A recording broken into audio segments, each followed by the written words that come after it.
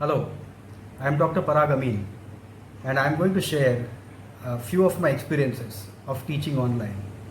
Thanks to the COVID pandemic, we all were required to start teaching online, and I am very happy to share that my institute, SIES College of Management Studies, was one of the first institutes to have migrated to teaching online.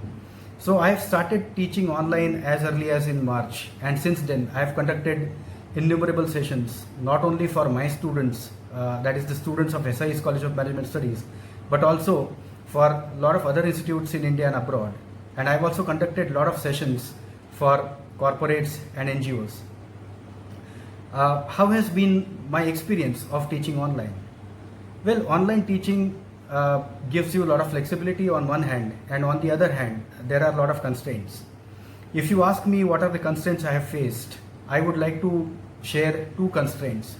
The first and the biggest constraint that I have faced is that whenever I crack a joke, I can't hear people laugh or people smile. I can't see them smile because more often than not, their audios are shut off and their videos are shut off. That's one of the biggest constraints and the biggest put off for me as a teacher, as a trainer, as a facilitator. The second constraint is the fact that thanks to bandwidth constraints, more often than not, the participants are required to keep their videos off. So as a teacher, it is like I am teaching to a screen. I am not teaching to the students, because in the traditional format, I am used to looking at students, at their faces. That's the second constraint that I have faced. Now, how do I get over it? How do I build in interactivity while teaching and training? There are a lot of things that we all do. There are a lot of things that I have started doing. For instance, we could do something as simple as use the facility of chat, which is provided in most of these tools like Zoom and MS Teams and WebEx and Google. We can encourage the participants to key in their questions or their suggestions or their comments in the chat box. That is one way of bringing in some kind of an interactivity.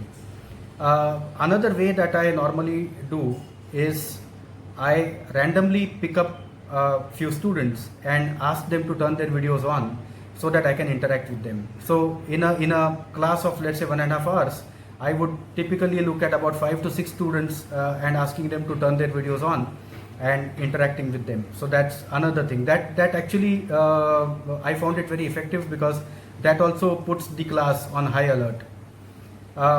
Another wonderful tool that I discovered for building in interactivity is Menti. Now, what Menti does is that Menti enables the participants to put their comments, and these comments keep on scrolling online, live. So for example, whenever I am teaching, let's say, a case study, and I want the students to react, to summarize the case study or to talk, give their comments about the case study, I ask them to key in their comments on Menti, and those comments flash on the screen and they keep on scrolling on the screen, so that every participant is also not only able to see those comments but also able to participate.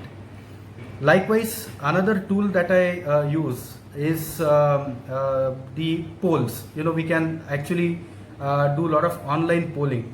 So I typically in every session that I do, I would run maybe at least one poll or two polls, and that way we can get the students to respond to a poll, and that's another way in which we can build interactivity. There have been a lot of funny incidents also, which I'm sure all of you have gone through while teaching online. For instance, I remember there was a session which I was doing for students of a university in Nepal, and this class was scheduled to start at 6:30 a.m. In the morning India time. And I remember I started my class at around 6:30, and the moment I started talking, there was a crow sitting on my window that also started shouting. That was one funny incident. Likewise, another very typical thing are the $2 million questions that we always ask whenever we start our session. The first $1 million question is, am I audible? And the second question is, am I visible? For some reason, these two questions, I think most of the sessions start with these two questions. I would like to round off this experience by sharing one funny incident. You know, I was conducting an interview, a mock interview for my student, because as you know, our students are preparing for their placements, which is shortly going to start.